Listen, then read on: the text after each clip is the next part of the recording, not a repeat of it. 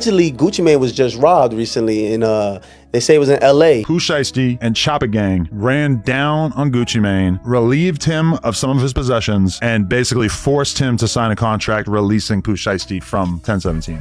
I bet my social security number that you will never see Gucci Mane or Pooh Shiesty standing next to each other again, on a picture again, never on a song again. That should have never happened.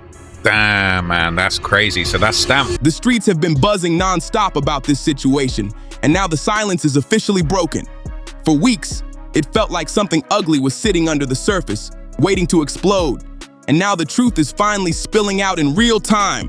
What was once whispers behind closed doors has turned into open tension that nobody can ignore anymore.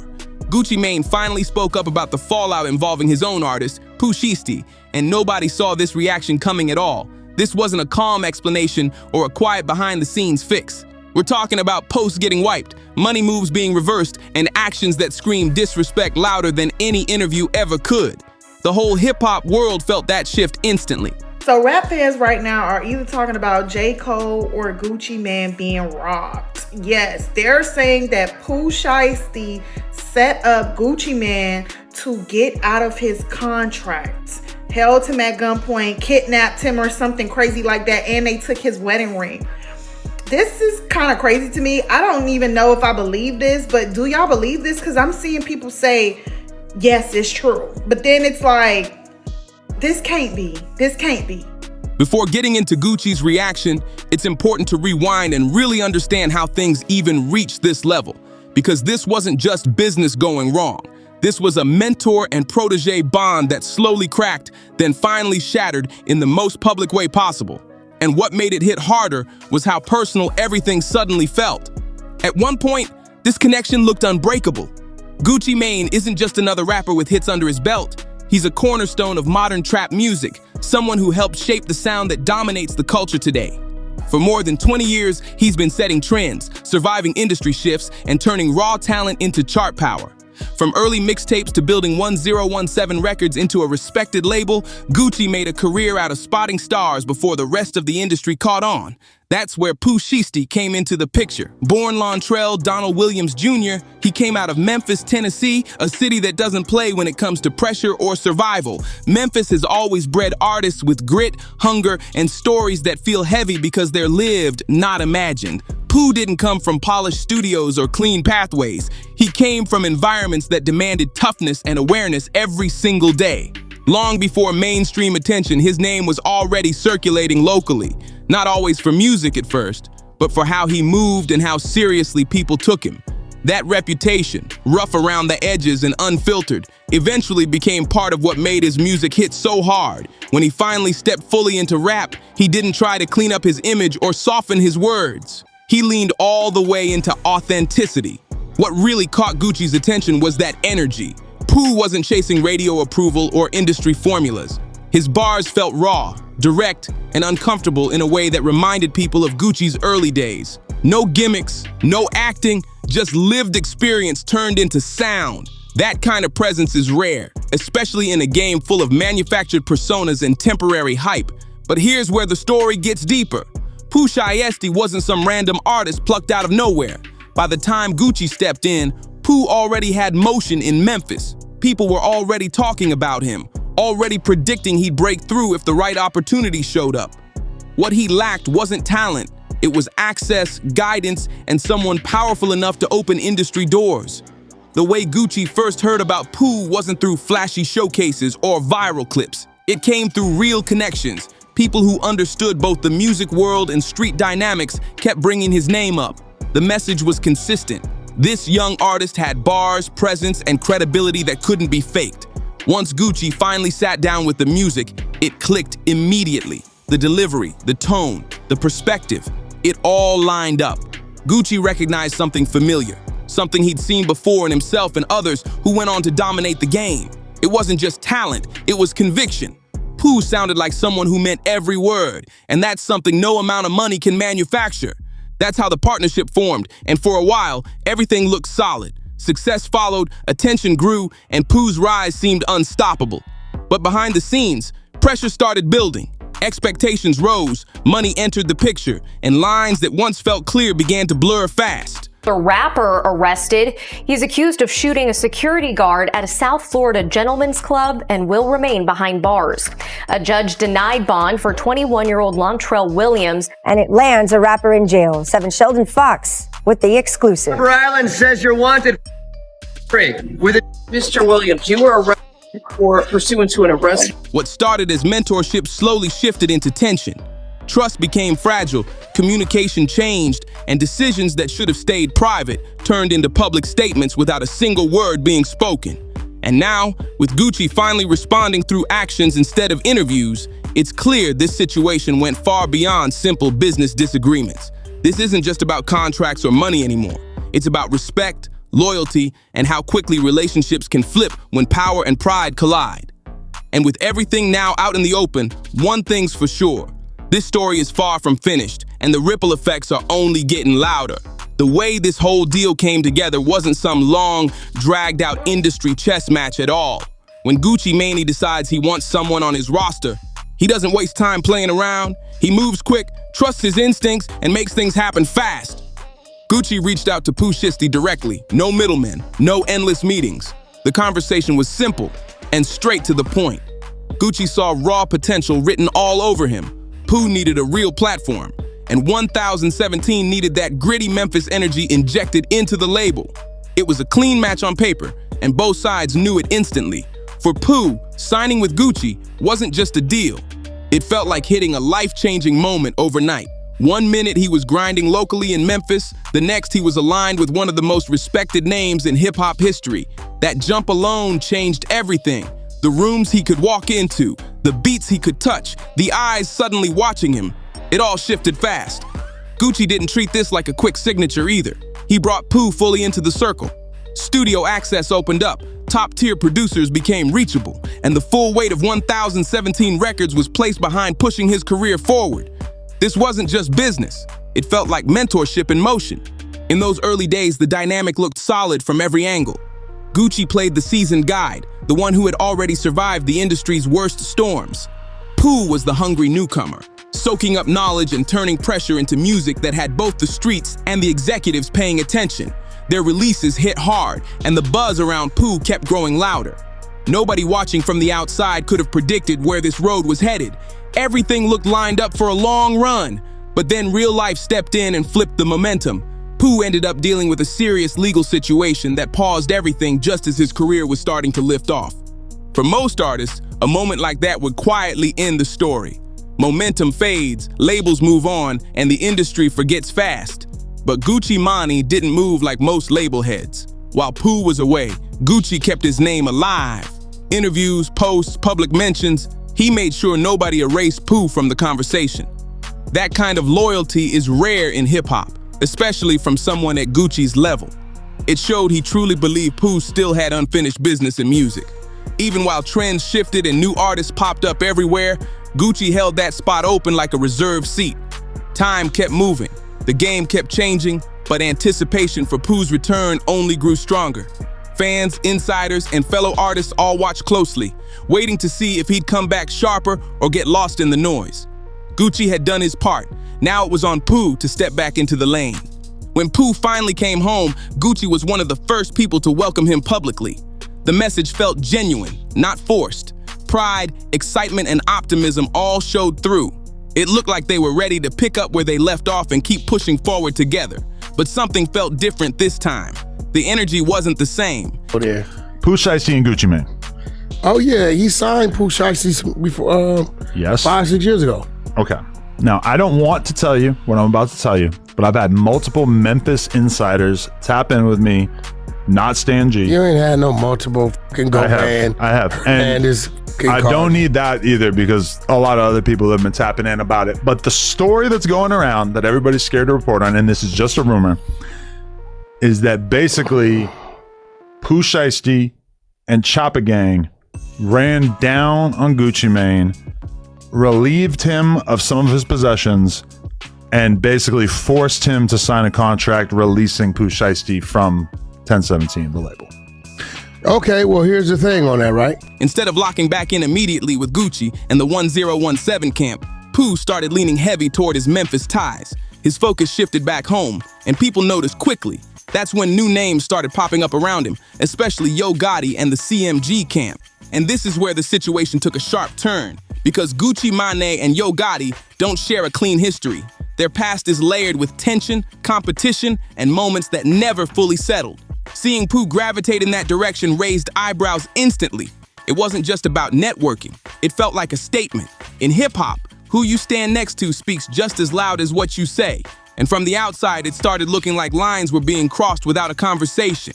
What once looked like loyalty began to feel complicated. The silence between Gucci and Pooh grew louder, and the distance became impossible to ignore. People started asking questions, reading between the lines, and noticing what wasn't being said anymore. This wasn't just about music direction or hometown pride. It was about respect, alignment, and whether old bonds still meant the same thing after time, pressure, and new influences entered the picture. And with history involved on all sides, the tension was only building. At this point, the story had officially shifted. What started as mentorship now sat on the edge of conflict. And with unspoken history in the mix, it was clear that one wrong move could turn quiet discomfort into something much louder. Now this is where the story turns dark, personal, and impossible to ignore. Because what's sitting underneath all of this tension isn't just industry competition or label politics. It's a long-running conflict that goes way deeper than music ever could. The friction between Gucci Mane and Yo Gotti stretches back years, and it's rooted in real-life issues that never got resolved. This wasn't about chart positions or radio spins. This was about respect, boundaries, and lines that street culture says you simply don't cross. At the center of that history is Gucci's wife, Keisha Kaoir. Before she became Mrs. Gucci Mane, she had a past connection with Yo Gotti. That situation happened during a time when Gucci wasn't free. And when he eventually found out, it created a fracture that never healed. In street code, certain actions carry permanent weight. Getting involved with someone's woman while they're away is viewed as one of the deepest forms of disrespect. Once that line is crossed, there's no reset button, no sit down that magically fixes it. That tension stayed alive quietly, simmering in the background for years. So when Pooh Shiesty started publicly aligning himself with Yo Gotti and the CMG camp, it wasn't just hometown pride anymore. From Gucci's perspective, it looked like a clear choice of sides in a conflict that carried personal meaning. Every public appearance, every shout-out, every moment Pooh showed support toward Gotti hit harder than people realized. It wasn't subtle. It was loud without words. To Gucci, it felt like a repeated slap to the face from someone he had supported when nobody else could. At the same time, the Memphis connection pulled strong. Pooh was born there, raised there, and surrounded by people who shared his background. Yo Gotti represented what hometown success looked like at the highest level. That influence was powerful, especially when combined with family ties and local loyalty. But hip-hop loyalty doesn't run strictly on geography. It runs on timing and actions. Who held you down when the lights were off matters more than where you're from. And that's where the emotional weight of this situation really started stacking up. Then came the moment that shocked everyone watching from the outside. Reports began circulating that Pooh Shiesty had crossed a line that couldn't be undone. According to multiple street accounts, Gucci Mane wasn't just disrespected verbally or sidelined quietly. He was allegedly forced to give up personal valuables during a tense encounter. The incident reportedly happened during a studio session in Dallas. What started as a music environment allegedly turned hostile fast. Whether the disagreement sparked from money, respect, or unresolved tension, the situation escalated in a way nobody expected. Multiple accounts claimed that Gucci was pressured into handing over his watch and wedding ring. For someone like Gucci, who's been through countless industry storms and real-life battles, that kind of violation cuts deeper than words ever could. This wasn't about the value of jewelry or money. It was about trust being shattered. Gucci had invested time, resources, and belief into Pooh's future. He treated him like family, not just a signed name on paper. Actually, Gucci Mane was just robbed recently, and they say it was in LA. I know that, I don't know if you got to see the whole Gucci Mane Pooh Shiesty beef that's been going on. He was just robbed for his wedding ring and his watch. And they say Pooh Shiesty might allegedly have something to do with it, but they're not sure. But apparently him and Pooh Shiesty had a meeting in LA, and the meeting was over Pooh Shiesty trying to get off the 1017 label. And the whole turmoil between him and Pooh Shiesty happened because apparently Pooh Shiesty didn't like the way he handled the death of Big Scar. Big Scar was one of the Gucci artists that was signed to 1017. He passed away over an overdose. He's from Memphis. He's actually Pooh Shiesty's little cousin. So him and Pooh Shiesty came up together. When Big Scar died, Gucci was supposed to pay for the funeral, which they said that he didn't. Then his wife posted receipts that he did pay for the funeral, but he also then asked for the chains back. I believe he had 4 chains that he gave to Big Scar. He asked for Big Scar's chains, and that turned into a whole online beef, whole online orchestra. And Shiesty, I guess, wasn't really feeling the way he went about it. And in the midst of all of that, Shiesty's trying to get out the deal. Of course, Gucci Mane's like, hell no. What made it hurt even more was the idea that this wasn't random or impulsive. The involvement of people close to Pooh suggested planning, intention, and awareness. That realization alone would hit anyone hard, especially someone who built his career on loyalty and structure. When trust breaks at that level, there's no easy fix. The damage isn't just financial, it's emotional, reputational, and permanent. For Gucci, the idea that someone he mentored could turn on him in that way represented the ultimate violation.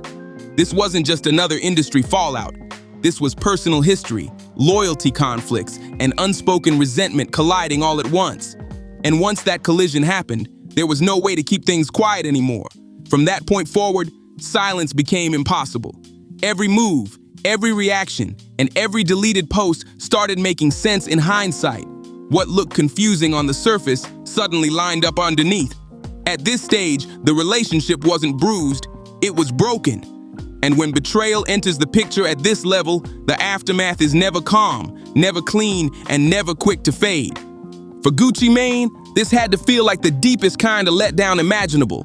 He didn't just sign Pooh Shiesty and keep it moving. He stood by him when things weren't easy, kept his name ringing when he couldn't speak for himself, and welcomed him back publicly when the doors finally opened again. And this is how it all came back around. But this is where Gucci showed exactly why he's lasted so long in both the streets and the industry. Instead of reacting off emotion, instead of crashing out online or letting anger control the narrative, Gucci stayed calm and strategic. No loud threats, no messy back and forth, no reckless behavior, just quiet, calculated moves that spoke louder than any song ever could. The first sign came when Gucci removed that public welcome home message. On the surface, that might look minor, but in today's world, deleting support is louder than posting it. That move alone sent a clear signal. The relationship was done. The bond, the mentorship, the public backing, all of it was being erased in real time. That deletion wasn't random. It was intentional distancing. Gucci was making it clear that whatever once existed between them was no longer standing, and people watching closely understood immediately what that meant. Then came the move that really shook things up. Sources close to the situation say Gucci acted fast to recover anything he had recently given Pooh upon his return. Whether that included advance money, valuable items, or other forms of support, Gucci wasn't playing about boundaries anymore. This wasn't revenge, it was business, and that's what made it hit harder. By handling it through legal and financial channels, Gucci kept his hands clean while making a powerful statement. No drama, no chaos, just consequences. That decision cut 2 ways at once. It impacted Pooh financially, and it hit his reputation just as hard. Losing backing from someone like Gucci doesn't happen quietly. In the industry, people notice when doors suddenly close. By removing public support and reclaiming resources, Gucci was essentially saying the partnership never existed. No public fights, no emotional speeches, just a clean break. For someone rebuilding momentum, that kind of silence can be louder than any insult. For Pooh, the fallout was heavy. The access, the credibility, the industry connections that came with being part of 1017 Records vanished almost overnight. That safety net was gone. And in a business that moves fast and forgets faster, losing that backing changes everything. This situation also put a spotlight on the long-running tension between Memphis and Atlanta in hip-hop culture. Both cities have deep roots, proud histories, and artists who ride hard for where they're from. That pride runs deep and doesn't fade easily. For Pooh, choosing Memphis wasn't just about location. It was about identity. Back home, he wasn't just another artist on a roster. He was seen as a symbol of local success, someone who represented the city's voice and struggle. Yo Gotti embodied that blueprint perfectly. CMG represented the chance to be the face of Memphis hip-hop, not just a piece of someone else's vision. That pull is powerful, especially when hometown pride and legacy come into play. Atlanta offered opportunity, but Memphis offered belonging. Still, loyalty in hip-hop has always been about more than geography. It's about who stood with you when things were uncertain, who protected your name when it could have disappeared, who believed when the future wasn't guaranteed. Gucci didn't just invest money, he invested belief. He saw long-term potential and stood firm during moments that could have ended everything. That kind of support creates an unspoken bond that's supposed to outweigh short-term comfort. Pooh's decision to lean fully into Memphis over maintaining that relationship showed exactly where his priorities landed. He chose immediate hometown acceptance over the long-term partnership that helped sustain his rise in the first place. For Gucci, that realization had to sting. He genuinely believed in Pooh's future, not just as an artist, but as someone he helped shape. Watching that belief get discarded likely hurt more than any financial loss ever could. I had people hitting me up saying some of Gotti's people are the one who did this. When you listen to the FDO song, he's shouting out Yo Gotti. If you're signed to Gucci Mane, you are not showing Yo Gotti love. That means it was a sneak attack. Let's just say maybe Gucci made arrangements to come to Dallas. Let's say that. Yeah. Pooh's in Dallas, I'm gonna book some studio time. Yeah. We gonna get it in. Hey, Pooh them at the door, let them in. They come in, right? It had to be some shit like that. Gucci wouldn't have been anticipating the problem. It wouldn't have been that easy. I feel like the signing artist part of Gucci's life is over. But bro, what's really gonna be over is Pooh Shiesty's career. Yeah. He's gonna put his on the shelf. Y'all going on the shelf, boy. In the end, Gucci didn't need to say much. His actions told the entire story. He protected his peace, secured his position, and reminded everyone watching that survival in this game isn't about emotion. It's about discipline, boundaries, and knowing when to walk away. This situation was never just about contracts, money, or business disagreements. For Gucci Mane, it ran much deeper than that. He didn't just see Pooh Shiesty as another artist on a roster. He saw real potential, real hunger, and someone worth pouring time and energy into. That kind of belief isn't transactional, and once it's broken, it doesn't come back easy. Watching this play out left the hip-hop world split between shock and reluctant understanding. On one side, crossing a mentor who stood by you during your lowest moments is viewed as an unforgivable move. On the other, the pull of hometown loyalty is something nearly every artist understands on a personal level. That internal tug-of-war isn't new, but the way it unfolded here made it impossible to ignore. Inside the 1017 circle, other artists had to be paying close attention. Situations like this make people quietly question where they stand and how fragile loyalty can be when pressure hits. Gucci's response sent a loud message without him ever raising his voice. Once trust is broken, access disappears instantly. Veterans in the industry who had worked with both sides found themselves stuck in the middle. Privately, many understood the emotional pull of Memphis pride, but publicly, there was no defending how things were handled. Supporting your city doesn't require turning your back on the person who helped elevate you. In Memphis, reactions were split straight down the middle. Some felt Pooh was right to stand with his city no matter what. Others believed loyalty could have been handled without disrespecting someone who held him down when momentum stalled. Repping where you're from doesn't mean burning bridges behind you. Atlanta's response was much more unified. Gucci isn't just another rapper there. He's a foundational figure. When someone perceived as family is disrespected, the city feels it collectively. For many Atlanta artists, this situation wasn't just personal to Gucci. It felt personal to the culture. The fallout also highlighted how different regions operate under different unspoken rules. Loyalty, respect, and business don't always mean the same thing in every city. What feels acceptable in one place can be seen as crossing a serious line in another. That regional clash added fuel to an already tense situation. When the dust settles, it's hard to argue that anyone truly walked away winning. Pooh Shiesty lost access to a powerful mentor and one of the strongest industry connections available to a rising artist. That kind of backing doesn't come around often, and once it's gone, it's rarely replaced at the same level. Gucci Mane also lost something real. He lost an artist he genuinely believed in, someone he invested time, money, and reputation into developing. That emotional investment matters, especially when it's built over years of trust and shared success. The short-term gain of hometown acceptance may come with long-term consequences. Gucci's influence stretches far beyond one label or one city. His network runs deep, and losing that support could quietly limit opportunities down the line without anyone ever saying it out loud. You want to have another bet? Another bet? You streaming or not? Yeah, I'm streaming. Oh, nah, I can't have. Okay, you remember that bet when buddy had this right here. And I told you, I was like, he going to jail? Yeah. He's going back. When you get off screen, call me. Hey, Don't say that, bro. Yeah. Don't say that. Hey.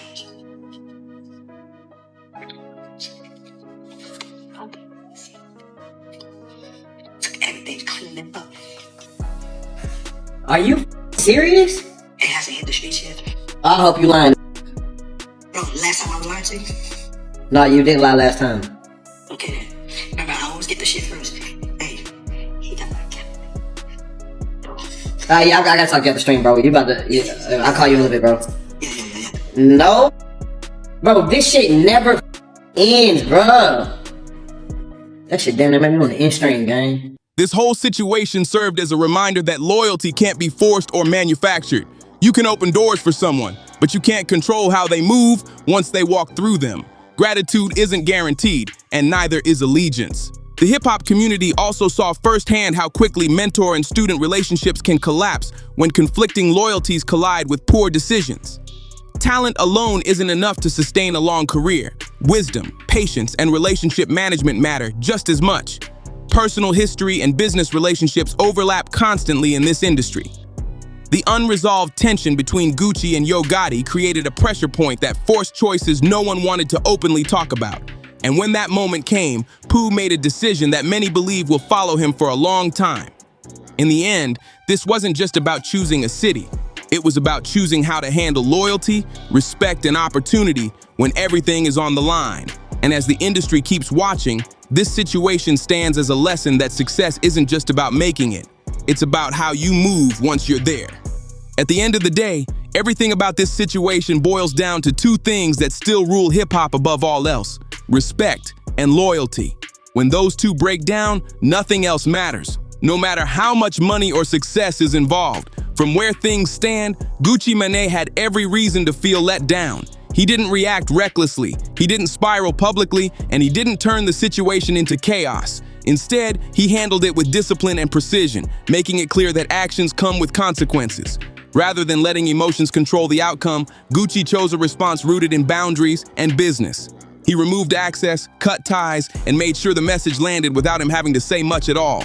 That kind of restraint is exactly why he's managed to survive and thrive in an industry that chews people up fast.